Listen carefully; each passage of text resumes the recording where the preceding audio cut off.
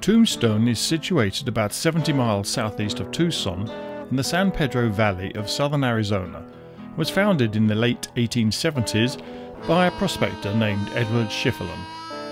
Ignoring the taunts of fellow miners who said he will only find his own tombstone, Shifflin began his search for his fortune, and by 1879 he was not only alive and well, but had found one of the richest silver veins in the West near Goose Flats. Using his sly sense of humour, he named it the Tombstone Lode. The town of Tombstone quickly became a major economic and social centre of the Southwest, and it wasn't long before word spread about Ed Shifflin's southern Arizona silver strike. Soon, prospectors, cowboys, homesteaders, lawyers, speculators, gunmen, soil doves and business people alike flocked to the area in their droves. By the mid-1880s, Tombstone's population had increased to around 7,500.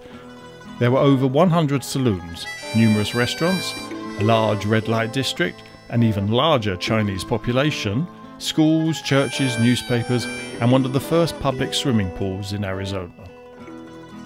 There were a few theatres in town, the most famous of them being Shifflin Hall, which was opened in 1881 and was where the respectable people in town went for entertainment. However, the Birdcage Theatre is another story. It was a saloon, theatre, gambling hall and brothel. Legend has it that no self-respecting woman in town would even walk on the same side of the street as the Birdcage Theatre.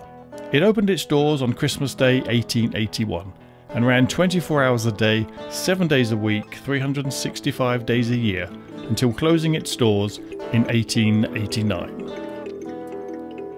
By now, Shifflin and his partners had quickly made their fortunes and sold out in 1880 to 81, leaving Arizona for more civilized locales.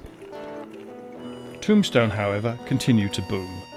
The Wild West spirit of the town and large amounts of money attracted scores of gamblers and criminals alike, as well as gunslingers, including John Ringo, William C. Brocius, and Frank Leslie.